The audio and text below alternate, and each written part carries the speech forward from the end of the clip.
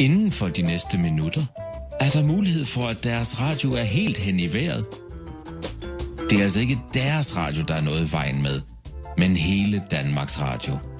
24/7.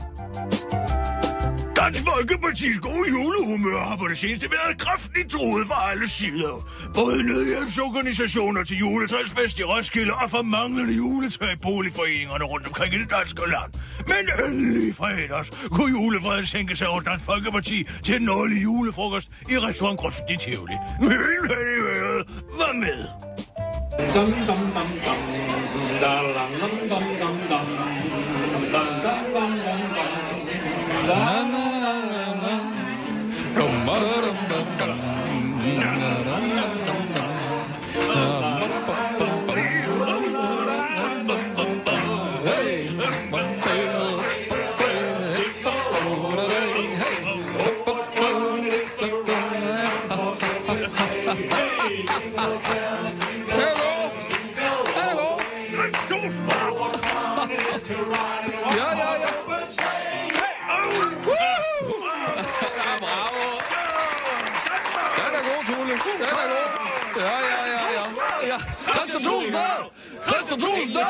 Christian Tulsdal!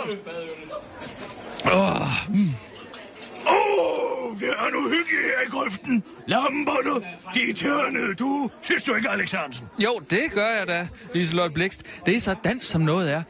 Intet kan tro os herinde. Nu sænker julefreden sig. Må jeg lige hilse en gang? Skål! Ja, skål!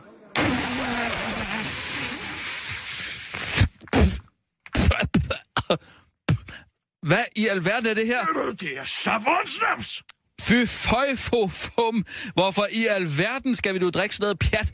Hvad er der i vejen med en god dansk kommensnaps? Fra Sverige eller Norge? Er det nu ikke godt nok længere? Altså, hvad mener du, Alex Hansen? Ja, kan vi nu ikke engang have vores snaps i fred? Saffronsnaps. Knæfald fra Middelhavets flora. Hvad er der nu i vejen med de danske krydderurter fra heden? Martin Henriksen! Ja? Vil du straks udfærdige et lovforslag om, at alle danskere for fremtiden skal have mulighed for at have adgang til minimum 1 kryddersnaps lavet på danske krydderurter fra heden? Porse eller Lyng? Naturligvis vil jeg det. Det er nu officielt Dansk Folkeparti-politik. Vi må værne om danskheden og om julefreden. Godt, så er det gjort. Lad os så nyde julen. Martin Henriksen, bliver du lige siddende og tage en dejlig fiskefilet her? Sådan en er jeg glædet mig til. Remoulade og med rejer på. Nu kan intet længere tro den gode julestemning. Og så til citronen, der skal presses ud over den gode stegte rødspætte. Hvad er nu det, der ligger der, hvor citronen burde ligge? En lille grøn citron. Kaldner! Hvad kan jeg gøre for dig, hr. Henriksen? Hvad er det, der ligger der? Den citron er ikke moden. Det er slet ikke en citron, det er en lime. Det er en meget mindre citrusfrugt, der giver en helt frisk smag. Lidt mere frisk end citron, synes vi.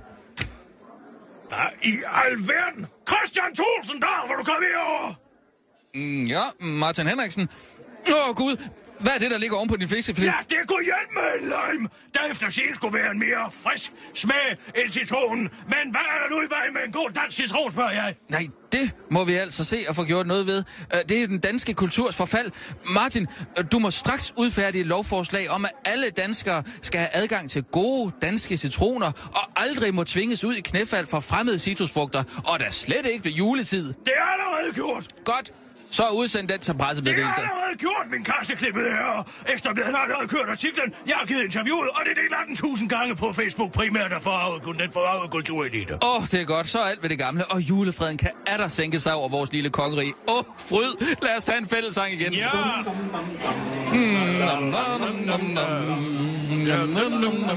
Vent lige lidt.